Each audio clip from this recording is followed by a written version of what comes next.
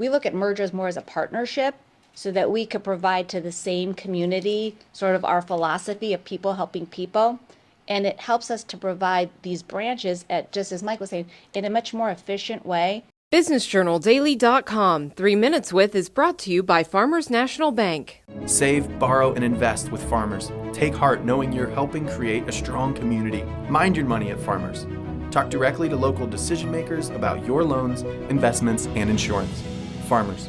Fiercely local, fiercely loyal. This is the first time we've had a banking roundtable where we've had both bankers and credit unions here. And I understand that, you're in the same business, sort of, but there are different rules.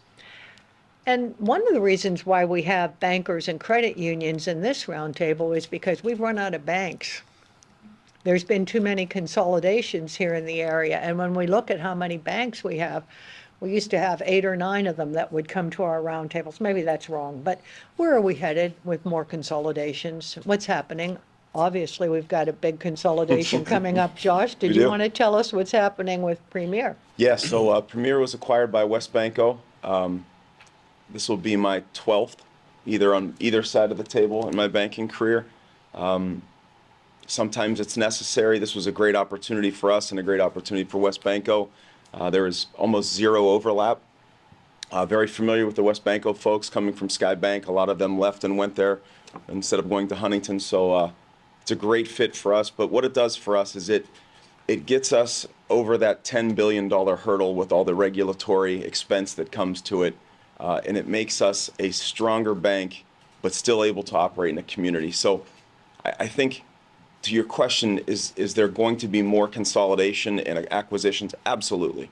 Absolutely there will be. And if someone tells you that, then it's necessary in certain instances, because we answer to shareholders, and you have to show enough growth. And there are times in the economy, which like we just hit, where things slow down, you have margin compression, and the opportunity it stretches out too many years to get back to where you wanted to be. So you have opportunities come up like we have coming up soon. It's too good to pass up. So I think you're probably going to see more of these moving forward.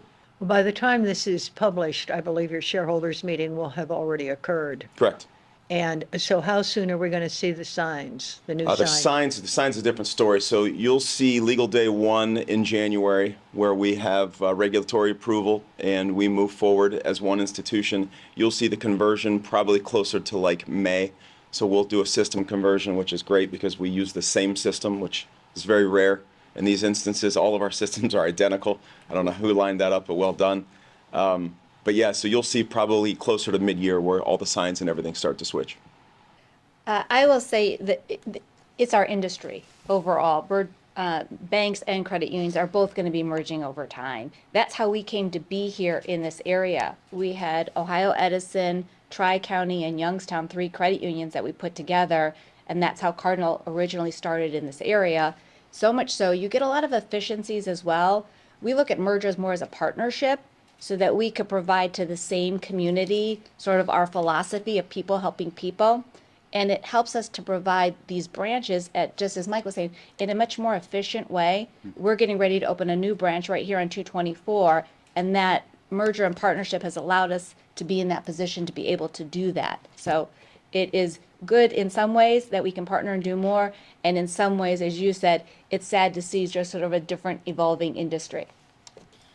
I think there's a certain economy of scales that exists within our industry, and there are different costs that we have today that weren't borne by financial institutions in years past. It was alluded to regulatory cost. It takes a great deal of expense and investment on our part just to comply with regulations that exist. We have new technologies, and these don't come free. They are costly, and every time you make access to financial information easier to the consumer, you also make it easier for the bad guy to get to it. So there's an increased cost to security. It used to be you had to protect your door. Now you got to protect the online access from the cyber criminals. So there's a great deal of expense that's incurred by all the financial institutions. And I just think that the economy of scales to run an institution is rising, which is causing consolidations. Smaller institutions can't afford the cost to be in existence, And so they find a merger partner. So it's almost like merge or be merged in some instances. And I'd like to address this too, if you don't Please. mind, because I do agree with Josh that I think consolidation is here and it's always going to be here. And to your point, that is one of the differences between credit unions and banks. We do have shareholders. They do expect growth. Analysts expect growth. And we look at growth not just for the sake of growth, but when you have the opportunity to merge or partner with another institution, it's very important that there's some synergies there, not only in terms of the efficiency, but also the culture. And I think, any merger that's successful, there's always like cultures, and you really can get some real benefit out of that. The other part of mergers, and I speak from experience, is on the fee business side. We think about bank consolidation, but we've been very successful at Farmers in acquiring insurance agencies, third-party administrators, and we're looking at some other opportunities in the fee space to grow our, that line of business. Because as you know, banks and credit unions, that we are a spread business, and with rates the way they had been, it's been very difficult to make the spread between what we're paying on deposits and what we are getting in loans, loan yields. So the fee income has become very, very important for us.